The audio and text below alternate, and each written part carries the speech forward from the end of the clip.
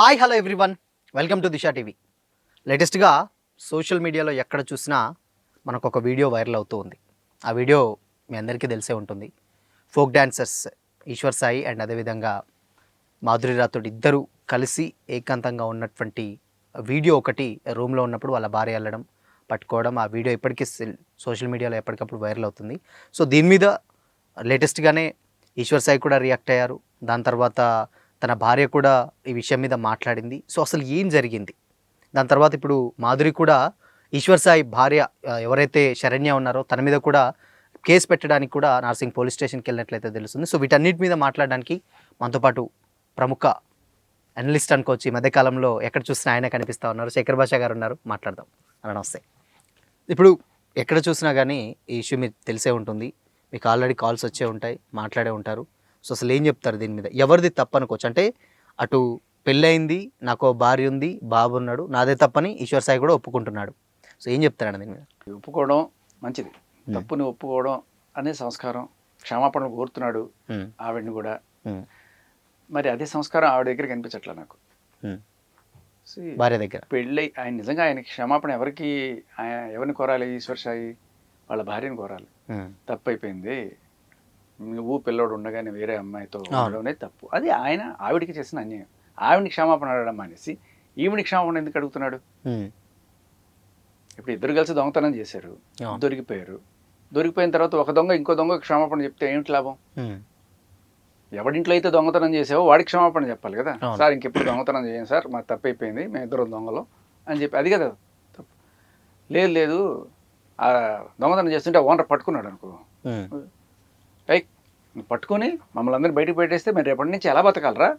అంటే దొంగతనం చేయడం తప్పు కాదు, దొంగని పట్టుకొని ప్రపంచానికి చూపించడం అనేది తప్పు. అది అలా ఉంది ఇవాళ మన జనాల పరిస్థితి. చాలా మంది కూడా అయ్యో పాపం రేపు ఆవిడ బతికేమైపోవాలి, ఈయన కెరీర్ ఏమైపోవాలి, ఇలా బయట పెట్టేస్తే ఏమైపోవాలి అంటే బయటపడకుండా వాళ్ళు ఎన్ని వేషాలు వేసుకున్నా ప్రాబ్లం లేదు. అంటే దొంగతనం చేసుకోండి, బయటికి తెలియకూడదు, ఎన్ని దొంగతనాలని చేసుకోండి. ఈ భావన ఎక్కడి నుంచి వస్తుంది అంటే మనం అందరం దొంగలమే అనుకో, ఇంకోడు దొంగతనం దొరికిపోతున్నాడు, రే సాటి దొంగ దొరికిపోయాడు రా పాపం, వాడిని వదిలేయచ్చు కదా, వాడిని ఎందుకు టార్చర్ చేస్తున్నారు అనుకోవడం ఎందుకు? నేను దొంగ అయితే ఆ ఫీలింగ్ వస్తుంది. సో ఇద్దరు చేసింది తప్పే, ఆ నిలదీసిన భార్య కరెక్టు, దాంట్లో ఎటువంటి డౌట్ లేదు. ఆవిడ ఆవేశం కరెక్టు, ఆవేదన కరెక్టు, ఆ టైంలో ఇచ్చిపడేసింది, తప్పే లేదు, అలాగే చెయ్యాలి కూడా. ఇప్పుడు ఆవిడ వెళ్ళి కేసు పెడుతుంది, అయ్యో నన్ను కొట్టారు తిట్టారు. ఇంకోటి ఫోన్ ఫోన్ దొంగిలించారట.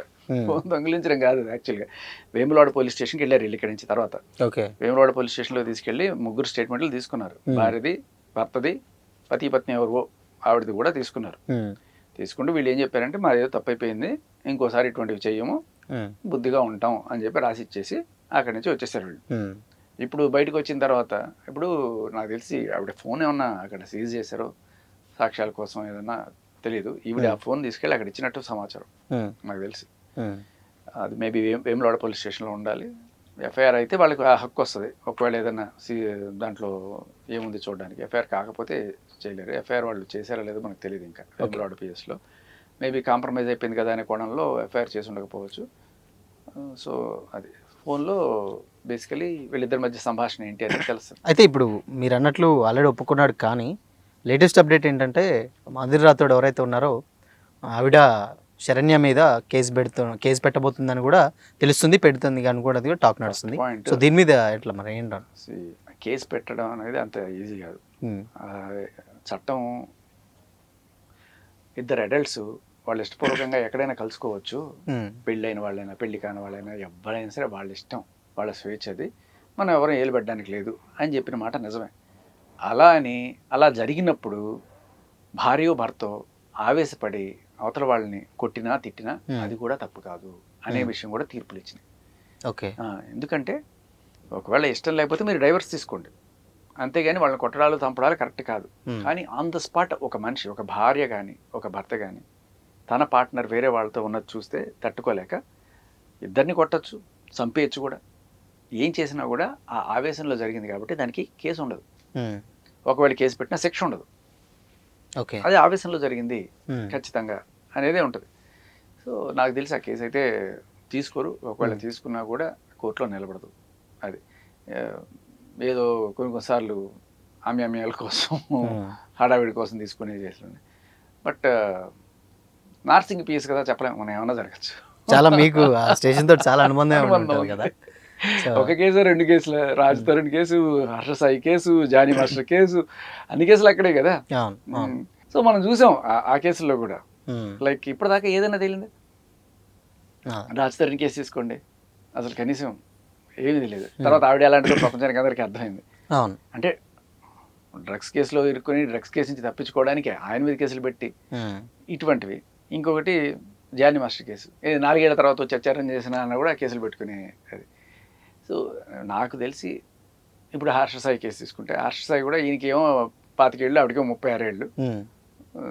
ఆవిడే ఈయన పిలిచి, ఆవిడే ఈయనకు ఒక ఇల్లు ఇచ్చి, ఆ ఇంటికి ఆవిడే వెళ్ళి అత్యాచారం చేశాడని చెప్పి కేసు పెట్టి. ఇవన్నీ కూడా ఏవి నిలబడలా ఇప్పటిదాకా. మనకి ఏ రకమైన ముందుకు పోలేదు, అన్నీ కూడా వాళ్ళు సెటిల్ అయిపోయినాయి తర్వాత. కాకపోతే ఇట్లాంటి తప్పుడు కేసులు పెట్టినందుకో లేకపోతే మనకు తెలీదు. ఫస్ట్ అయితే ఒక సీనియర్ ఇన్స్పెక్టర్ అయితే ట్రాన్స్ఫర్ అయిపోయారు కదా అక్కడ. తర్వాత చాలా మార్పులు వచ్చినాయి ఆ స్టేషన్లో. ఇంతకుముందున్న సిఐ లేరు, ఇంతకుముందున్న డిఐ లేరు. ఓకే. సో కాబట్టి మనం స్టేషన్ పేరు మాత్రమే నార్సింగ్ అని ఉంది కానీ అక్కడ స్టాఫ్ మారిపోయారు. ఓకే. అండ్ ఇంకో విషయం ఏంటంటే, ఇప్పుడు ఆల్రెడీ ఇప్పుడు ఆవిడ నన్ను పెళ్లి చేసుకోవాలి, సో అంటే నా అందరి ముందు నన్ను కొట్టారు, తిట్టారు, నా పరువు మొత్తం పోయింది, సో డెఫినెట్గా నేను ఇట్లా అందరికీ తెలిసిపోయింది, నా పరువు పోయింది కాబట్టి పెళ్లి చేసుకోవాలి అని కూడా తనని అంటున్నట్లు. అండ్ దాని తర్వాత అదే విషయం మీద ఇక్కడ వీళ్ళు దాడి చేసినట్టు వీళ్ళ మీద కేసు పెట్టడం, దాని తర్వాత ఈశ్వర్ సాయి కూడా కాల్ చేసి నన్ను పెళ్లి చేసుకోవాలనేటువంటి కాన్సెప్ట్ కూడా వినిపిస్తుంది. సో ఏంటి అసలు నిజమేనా, లేకపోతే మీ దృష్టికి ఏమైనా వచ్చిందా? ఉండొచ్చు కనుక ఇప్పుడు అంటే దిద్దుబాటు చర్యలు. ఇప్పుడు బయట బతకాలి అంటే ఇప్పుడు అందరూ ఆరోపిస్తున్నట్టుగా ఏదో వాళ్ళ ఆవిడంది ఇచ్చి 10 మందితో పడుకునే దాంతో నువ్వు వెళ్తావు అని చెప్పి చాలా మందికి అక్కడ క్వశ్చన్ కూడా వచ్చింది. అంటే 10 మందితో పడుకోకపోతే ఎవరితో పడుకోకుండా ఫస్ట్ ఈయనతోనే ప్రేమించింది అనుకో ఈశ్వర్ అయితే ఓకేనా? అలాగే ఇంకా ఎయిడ్స్ వస్తుంది ఎటువంటి వాళ్ళతో పడుకుంటే అని కూడా గట్టిగా మాట్లాడినారు. ఆవేశంలో ఆవిడ అని ఉండొచ్చు, ఆ కోపం అనేది వ్యాలిడ్, నిజాలు కావా అనేది లేదు, ఆవేశంలో ఆవిడ అన్నమాట. బట్ ఆవిడ 10 మందితో ఉందా 20 మందితో ఉందా అనేది ప్రూఫ్ చేయాలి ఒకవేళ మామూలుగా క్లెయిమ్ చేస్తే. బట్ ఆ ఆవేశంలో అన్న మాట కింద దాన్ని పెద్ద ఎవరు పరిగణించరు. బట్ అదే మాట నిజమైపోతుంది కదా, లేదు మాది ప్రేమ, మేము పెళ్లి చేసుకోవాలనుకున్నాం, నువ్వు ఇష్టం లేక మీ ఆయన నీతో విడాకులు తీసుకుని నాతో ఉందాం అనుకున్నాడు అనే నెరేటివ్ ఆవిడ బయటకు తీసుకెళ్ళింది అనుకో, కొంత ఆవిడ పరువు నిలబడే అవకాశం ఉంటుంది. అంటే అది ఏదైనా ప్రూవ్ చేయాలి ఆవిడ. ఓకే, అంటే నేను మా ఆవిడకి విడాకులు ఇచ్చేస్తాను, నేను పెళ్లి చేసుకుందాం అనుకుంటున్నాను, ఆయన చెప్పిన మాటలను ఆవిడ ఏదైనా ప్రూవ్ చేయగలగాలి. అది దానికి సంబంధించి నాకు తెలిసి అలాంటిది ఏం జరగలేదని, పెళ్లి ప్రస్తావన వచ్చి ఉండొచ్చు కానీ ఈయన రిజెక్ట్ చేసినట్టుగా తెలుస్తుంది. ఓకే. సో ఏంటంటే మీకు ఏమన్నా వాళ్ళు కాంటాక్ట్ అవ్వడం జరిగిందా? అంటే బేసిక్ ఇలాంటి ఇన్సిడెంట్స్ వచ్చినప్పుడు మీకు అవుతూ ఉంటారు చాలా మంది, ఇలాంటి వచ్చినప్పుడు ఏమన్నా అయ్యారా? అయితే మీ చెప్పారండి, కొంత సమాచారం అయితే మనకు ఉంటుంది. దాంట్లో తెలిసిన విషయాలు ఏంటంటే ఇలా కొంత బెదిరింపు. ఇప్పుడు ఈయన ఉన్నాడు, ఇద్దరు తప్పు చేసినప్పుడు అవునండి మేము చేసిన తప్పే, మేము దొంగతనం చేసాం, ఇంకోసారి చెయ్యం, ఏదైతే వేములవాడ పోలీస్ స్టేషన్లో వీళ్ళు చెప్పారో మేము ఏదో తప్పు చేసాం, ఇంకోసారి ఇటువంటివి చెయ్యం అని చెప్పి రాసిచ్చినట్టుగానే పద్ధతిగా అలా ఉంటే సరిపోయి. బట్ తర్వాత సోషల్ మీడియాలో బాగా ట్రోలింగ్, రకరకాల మీమ్లు, కామెడీలు అన్నీ చేసుకుంటూ వచ్చారు కాబట్టి పరువు పోయిందనే కూడా ఉంటుంది. వీళ్ళు తెలుసుకోవాల్సింది ఏంటంటే ఆయనకైనా ఈవిడికైనా పరువు తక్కువ పని చేస్తే పరువు పోతుంది, అంతేగాని అది చెప్పిన వాడి వల్ల చూపించిన వాడి వల్ల మీ పరువు పోదు, మీరు చేసిన పని వల్ల పరువు పోతుంది. పాయింట్ ఏంటంటే మీడియాలో అది పెట్టడం వల్ల పరువు పోయింది అని అనుకుంటే మీరు ఇప్పటికీ కూడా తప్పు చేస్తున్నట్టు. మీరు చేసిన పని తప్పు కాబట్టి మీ పరువు పోయింది, అది మీడియాలో పెట్టడం వల్ల కాదు. ఆ చేసిన క్షణమే మీ పరువు పోయింది. అది తెలుసుకోకుండా మేము దొంగతనం చేస్తాం, దాన్ని బయటకు చూపించకూడదు. బయటకు చూపించిన వాడు తప్పు, మమ్మల్ని దొంగతనం చేసుకోనివ్వండి అన్నట్టుంది. ఆ వీడియో మనం చూస్తున్నప్పుడు మేజర్గా స్టార్టింగ్ నుంచి అంటే ఎవరైతే ఈశ్వర్ సాయి వైఫ్ ఎవరైతే ఉన్నారో శరణ్య, సో ఆవిడ కంటే వీడియో తీసిన ఆవిడ చాలా ఎక్కువ ఎమోషనల్ అవుతుంది, ఎక్కువ వైరల్ అవుతుంది. మేబీ ఆవిడ వల్లనే సగం కాదు ఆల్మోస్ట్ 70-80% డ్యామేజ్ తన వల్లే అయింది. వీడియో వద్దన్నా కానీ తీసింది అనే కామెంట్స్ కూడా వినిపిస్తూ ఉన్నాయి. సో ఏంటి అసలు ఆవిడ ఎవరు, అసలు ఎందుకు వాళ్ళ చెల్లేనా నిజంగా, లేకపోతే ఎందుకు అంత బయట పెట్టాల్సి వచ్చింది అసలు? చెప్తా. ఏంటంటే ఇటువంటివి జరిగినప్పుడు ఫస్ట్ పోలీసులకి ఇన్ఫామ్ చేసి వచ్చారు వాళ్ళు. ఓకే. సో పోలీసుల నాలెడ్జ్ లేకుండా ఇది జరగల. వేములవాడ పోలీస్ స్టేషన్లో ఈ సమాచారం ఉంది. ఆ పోలీసులు వాళ్ళకి చెప్తారు ఇది ఇలా చేయాలి అని చెప్పి. ఇదొక ఆపరేషన్ స్టైల్ జనరల్గా చెప్పాలంటే. చాలాసార్లు కేసెస్లో ఏమవుతుందంటే భార్య భర్త మీద ఏదో 498A గృహహింస ఇవన్నీ వేసేసి తర్వాత ఆయనకి దూరంగా ఉంటూ ఆయన దగ్గర నుంచి నెల 30,000 40,000 తీసుకుంటూ వేరే వాడితోటి రంకు సాగిస్తూ ఉంటుంది, వేరే వాళ్ళతో తిరుగుతూ ఉంటుంది. ఓకే. బట్ భర్త ఇది మొత్తుకున్నా కూడా వినరు. భర్తలు ఏం చేస్తారంటే చాలాసార్లు ఇది ప్రూవ్ చేస్తే రేపటి నుంచి నాకు ఈ 30,000 ప్రతి నెల ఇచ్చే గోడు తప్పుతుంది, ఇది తప్పుడు కేసు అని చెప్పి ఏదో చిన్న డిటెక్టివ్ని వాళ్ళని వెళ్ళి పట్టుకొని ఆవిడ వెనకాల మొత్తం ఇన్ఫర్మేషన్ పడతారు. పట్టిన తర్వాత ఏమవుతుంది, సార్ పలానా లాడ్జ్లో పలానా చోట ఉంది అని చెప్పి తెలియగానే టక్కుమని పోలీసులతో సహా వెళ్ళిపోతారు. నిజానికి పోలీసులు ఏం చేయలేరు. చట్ట ప్రకారం వాళ్ళు ఈ కేసులో వాళ్ళు ఇష్టపూర్వకంగా ఉన్నారు అనే కోణంలో వాళ్ళని అరెస్టులు చేయలేరు, ఏం చేయలేరు. కానీ ఒక స్టేట్మెంట్ అయితే తీసుకుంటారు. ఎందుకు ఉన్నామమ్మా నువ్వు ఇక్కడ అంటే అది తీసుకున్న తర్వాత ఇది రేపు కోర్టులో ప్రొడ్యూస్ చేసినప్పుడు ఈయనకి ఈ మెయింటెనెన్స్ ఇవ్వడం నుంచి ఉపశమనం వస్తుంది. ఓకే. అంటే అది ఉండదు ఇన్ కేస్ అది ప్రూవ్ అయితే వీనికి విడాకులు వస్తాయి, మెయింటెనెన్స్ వస్తాయి. అడల్టరీ ప్రూవ్ చేస్తే విడాకులు ఈజీగా వచ్చేస్తాయి. సో ఇది బేసికలీ మగవాళ్ళకి. ఓకే. అదే ఆడవాళ్ళకి అనుకో, భర్త దగ్గర నుంచి విడాకులు తీసుకోవాలి అనుకున్న వాళ్ళు జనరల్గా ఈ ప్రొసీజర్ ఫాలో అవుతారు. ఏంటి, భర్త ఎక్కడైనా సరే రెడ్ హ్యాండెడ్ దొరికినప్పుడు ఇదిగోండి మా దొరికండి, నాకు విడాకులు ఇప్పించండి. సో విడాకులతో పాటు నన్ను మోసం చేసినందుకు భరణము, తర్వాత మెయింటెనెన్స్ ఇవన్నీ కూడా వస్తాయి ఆడవాళ్ళకి. వాళ్ళు ప్రూవ్ చేస్తే భరణం వస్తుంది, మనం కనుక ప్రూవ్ చేస్తే భరణం ఇవ్వాల్సిన బాధ్యత తప్పుతుంది. అందుకని మనకేం వచ్చేది, ఇది ఒక వెరైటీ. మళ్ళీ మనం ప్రూవ్ చేసాం కదా, ఆవిడ దగ్గర నుంచి మనకి డబ్బులు ఇప్పించుంటే కుదరదు, మనకి ఇవ్వాల్సిన బాధ్యత. సో ఇది పోలీసులు చాలా చోట్ల ఆపరేషన్ ఇలాగే చేస్తారు. ఇది ఆవిడ చేసిన ఆపరేషన్ అని మనం అనుకుంటే పొరపాటు. వేములవాడ పోలీస్ స్టేషన్లో చాలా క్లియర్ కట్గా వాళ్ళని అప్రోచ్ అయ్యారు. ఎందుకంటే ఆ స్టేట్మెంట్ వాళ్ళు తీసుకున్నారు, అదేమి చిన్న విషయం కాదు. ఆ గొడవ అక్కడికి వెళ్ళిన తర్వాత పోలీసులు ఎందుకు వచ్చారు దానికి అంటే ముందు నుంచే. ఓకే. అక్కడికి వెళ్ళి లాడ్జ్లో అలా చేయాలని కూడా పోలీసులు పర్మిషన్ తీసుకోవాలి. ఇటువంటి వాడికి క్లియర్ కట్ పర్మిషన్. సో వీళ్ళ మీద ఒక చిన్న నిఘా అనేది నాకు తెలిసి ఒక వారం 10 రోజుల నుంచో లేకపోతే ఒక నెల రోజుల నుంచో జరుగుతుంది. ఓకే. అది నిజమని కన్ఫర్మ్ చేసుకునేదాకా మీరు ఏం చేయొద్దు అని చెప్పి వాళ్ళకి చెప్పుంటారు. ఇలా జరిగినప్పుడు ఎవరన్నా గట్టిగా ప్రశ్నించే గొంతు కావాలి, అది రికార్డ్ చేయడానికి కూడా. అలాంటి వాళ్ళని పెడతారు, కొంతమంది ఇన్ఫార్మర్లని లేకపోతే ఆ చుట్టుపక్కల ఉన్న పెద్ద మనుషులని వచ్చి ఏం చేస్తున్నారా మీరు అని చెప్పి పెద్ద గట్టిగా అరవడం, వాళ్ళు భయపడి వాళ్ళు చేస్తారనమాట. సో ఆ కోణంలో ఈ అమ్మాయిని తీసుకొచ్చారు. ఓకే. సో ఏంటంటే రైట్ నో త్రూ అవుట్ ఇది కామెంటరీ ఇస్తా ఉంది అమ్మాయి. పనే వాళ్ళు చెప్తారు ఇలా ఇలా చెయ్యాలి, వీడియో ఇలా తీయాలి, రేపు మీకు ప్రాబ్లం కాకుండా ఉండాలంటే మనం అంటే మీరు గమనిస్తే ఆ డోర్ ఓపెన్ చేసిన దగ్గర నుంచి మీకు వీడియో ఉండదు. అండ్ చాలా మందికి తెలియని విషయం ఏంటంటే పిల్లాడు అక్కడ పెట్టుకొని వీళ్ళిద్దరు ఇటువంటి పని చేస్తున్నారు అనుకుంటారు. కాదు, పిల్లోడిని ఈవిడే తీసుకొచ్చింది, శరణ్య తీసుకొచ్చింది, భార్య తీసుకొచ్చింది. భార్య పిల్లాడిని తీసుకొచ్చి అక్కడ కూర్చోబెట్టి పిల్లాడిని పెట్టుకొని ఏం చేస్తున్నారు, ఇది పెద్ద ఆయుధం కదా ఆడవాళ్ళకి. పిల్లలు ఉన్నారు సిగ్గులేదురా, పిల్లలు ఉన్నారు సిగ్గులేదురా. ఇంకా అందరు కూడా ఒక ఆల్రెడీ తప్పే, పెద్ద దారుణమైన తప్పు చేసేమన్న ఫీలింగ్ వచ్చేస్తుంది పిల్లాడిని చూపించగానే. సో ఆ రకంగా పిల్లాడిని అక్కడ కూర్చోబెట్టి చేస్తుంది. మనం అందరం ఏమనుకున్నాం అంటే ఫస్ట్లో పిల్లాడిని వీళ్ళు వేములవాడికి ఏదో పని, పిల్లాడికి ఏదైనా మొక్కుందని తీసుకెళ్ళేది ఇటువంటి పనులు చేస్తున్నారేమో అని చెప్పి అనిపించింది, కానీ అది కాదు. సో పిల్లాడిని ఈవిడే తీసుకెళ్ళి అక్కడ కూర్చుంది. అండ్ తలుపు తీసింది కూడా వీళ్ళు ఆవిడే అన్నట్టుగా తెలుస్తుంది. ఐఎమ్ సారీ, మాధురియే తీసింది అన్నట్టుగా తెలుస్తుంది. ఎందుకంటే ఈయన ఆ టైంలో బాత్రూంలో ఉండే టైంలో ఆవిడ తలుపు కొట్టడం, సరే ఎవరో తెలిసి చూద్దాం అని చెప్పి ఈవిడ తీయగానే ఆవిడ తర్వాత 4 పీకారు తోశారు అని చెప్పి తర్వాత వీళ్ళ మధ్య అంటే జరిగింది. అక్కడ ఆయన అట్లా ఉన్నాడు, ఇట్లా ఉన్నాడు, ఆయన షర్ట్ లేకుండా ఉన్నాడు, ఇవి ఇట్లా ఉంది అన్నంత మాత్రాన జరిగింది నువ్వు ప్రూవ్ చేయాలి అంటే కాదు. ప్రూవ్ చేయడానికి కారణమైన ఇవి తీసుకోవాలి, ఫోను, వాట్సాప్, చాట్స్. అందుకని ఆవిడ ఫోన్ తీసుకున్నాడు. ఆ ఫోన్ తీసుకుని పోలీస్ స్టేషన్లో ఇచ్చినట్టుంది. వాళ్ళు చెక్ చేస్తారు, లేకపోతే ఆవిడ తిరిగిస్తారు, ఏదో ఒకటి.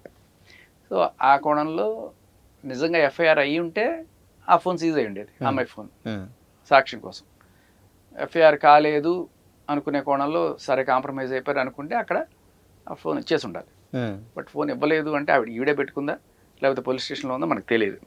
సో మరి అండ్ ఈ చాలామంది అనుకుంటున్నారు ఏమ్మా ఆవిడని తిడతావు, నీ భర్త నువ్వు తిట్టుకోలేవా అని చెప్పి. చాలా మందికి తెలియాల్సిన విషయం ఏంటంటే, ఇవాళ మీరు ఆ వీడియో చూస్తే అర్థమవుతుంది. ఆయన ఒక ఇంటర్వ్యూ ఇచ్చాడు కదా ఈశ్వర్ సాయి. ఆయన 5 నిమిషాలకు ఒకసారి ఈవిడలే గుర్తు చేసి, ఏం చేసావు, అప్పుడు ఎందుకు వెళ్ళావు, ఆ రోజు నువ్వు ఇదేనా చేసింది, ఇంకెంతవరకు మీరు ఆ వీడియోలో చూసింటే ముద్దు పెట్టావా, ఇంకేం చేసావు. నేను ఆవిడని తప్పు పట్టాను, ఉంటుంది భార్యకి అలాగే. తప్పు చేసినప్పుడు పడాలి, తప్పదు, శిక్ష అనుభవించాలి. ఆ శిక్ష అనుభవిస్తున్నాడు. చూసాడు ఇంకా తట్టుకోలేక వల్ల కావట్లే ఆయనకి, మొహం చూపించుకోలేకపోతున్నాడు ఇంట్లో అత్తగారికి, మామగారికి, అమ్మకి, నాన్నకి. ఇంకా బయటకు వచ్చేసాడు. ఎక్కడున్నాడో కూడా ఇప్పుడు చెప్పట్లే. సో మనిషి ఆ బాధ తట్టుకోలేక బయటకు వచ్చేసాడు. తను మాత్రం తన భర్త నాతోటే ఉండాలి, నేను ఆయనతోటే ఉంటాను అని కూడా చెప్పడం ఉండొచ్చు. అంటే అదేదో సినిమాలో ఉంటుంది, శిక్ష ఏమేస్తావు నాకు, శిక్ష నన్ను కొడతావు, కొట్టిస్తావా, చంపేస్తావు, కాదు నేను పెళ్లి చేసుకో. అది జీవితకాలం శిక్ష అనమాట. ఏమన్నా కూడా ఆ రోజు నువ్వు అలా చేసావు కదా అని చెప్పి కస పొడుస్తారు. సో ఆ కోణంలో శిక్షే కొన్నాళ్ళకి అలవాటు అయిపోద్ది, ఒక వారం 10 రోజులు పడుతుంది. బట్ పాపం సెన్సిబుల్గా ఉన్నాడు మనిషి ఈశ్వర్ సాయి. అందుకే వచ్చి క్షమాపణ చెప్పాడు. నాకు తెలిసి క్షమాపణ వాళ్ళ ఆవిడికి చెప్పాలి తప్ప ఆ అమ్మాయికి చెప్పాల్సిన అవసరం లేదు. వాళ్ళ ఆవిడ కూడా ఆవిడకి క్షమాపణ చెప్పాల్సిన అవసరం లేదు. వీళ్ళిద్దరూ కలిసి ఈమెకి క్షమాపణ చెప్తూ పబ్లిక్ అపాలజీ రిలీజ్ చేయడం అనేది చాలా ఇంపార్టెంట్. శరణ్య కూడా వాళ్ళ ఆవిడకే క్షమాపణ చెప్పాలి. ఒక కాపురాన్ని కొల్చడం, మనం అనుకున్నట్టుగా ఏదో ఒక ఎమోషన్లో జరిగింది అనే విషయం కాకుండా, ఇతను పెళ్లి చేసుకో, మీ ఆవిడకి విడాకులు ఇచ్చేసి నన్ను చేసుకో అనే కోణంలో కూడా ఆవిడ ఒత్తిడి చేసిందనే కొన్ని వినపడుతున్నాయి. ఓకే. సో ఇది పెరిగి పెద్దదైతే నిజంగానే ఆ పిల్లోడు అన్యాయం అయిపోతాడు. సరే భరణాలు ఇచ్చుకుంటారు, ఏం చేసుకున్నా కూడా ఆ బాండింగ్ లేకపోతే పిల్లాడికి ఇది కదా. సో ఎవరి బెదిరింపులకో బ్లాక్మెయిల్స్కో లొంగిపోయి పెళ్ళానికి విడాకులు ఇచ్చేసి పిల్లాడికి దూరం అయ్యి పిల్లోడిని తండ్రిని చేసి అట్లాంటివన్నీ తప్పు. సో సమాజంలో ఉన్న మనం అందరం కూడా ఖచ్చితంగా ఐ స్టాండ్ విత్ శరణ్య గారు. ఆవిడ చేసింది కరెక్ట్. ఆవిడకి ఏ రకమైన అపాలజీ చెప్పాల్సిన అవసరం లేదు. ఇన్ఫ్యాక్ట్ ఆవిడ చేసిన పని వల్ల వీళ్ళు బుద్ధి వచ్చింది అని చెప్పి వాళ్ళు వీడియో చేస్తున్నాడు వాళ్ళ భర్త. అదే బుద్ధి వచ్చిందని ఆవిడ కూడా వీడియో చేస్తే బాగుంటుంది. బట్ ఇక్కడ రివర్స్ కేసు పెట్టే ఆలోచనలు అదే అంటున్నా. ఈయన తప్పు తెలుసుకున్నాడు, బట్ ఆవిడ ఇంకా తప్పు తెలుసుకోవట్లేదు. ఏ రకంగా ఆవిడ రైటు? సాటి ఆడదానికి కొంపగోల్చడం రైటా? పిల్లలు ఉన్నారు ఆయనకి, ఆ పిల్లాడు మొహం చూసి నీకు ఏమి తెలియట్లేదా? ఆ పిల్లాడికి తండ్రి లేకుండా చేద్దాం అనుకుంటున్నావా? ఏంటి నీ ఉద్దేశం? తప్పు కదా, చేసింది తప్పు అనేది నువ్వు రియలైజ్ అవ్వాలి. సరే 4 దెబ్బలు పడ్డాయి, చీతు అన్నారు, అదే నాకు శిక్ష పడింది కాబట్టి నీకు క్షమాపణ అడగక్కర్లేదు అనుకుంటే నీకు సంస్కారం లేదని అనిపిస్తుంది. థ్యాంక్ యూ అన్న, థ్యాంక్ యూ సో మచ్ అడగగానే వచ్చి ఇంటర్వ్యూ ఇచ్చినందుకు. సో ఇది ఇవాళ స్పెషల్ ఇంటర్వ్యూ. మరో ఇంటర్వ్యూతో మళ్ళీ కలుద్దాం. Until then keep watching. This is Shyam, signing of.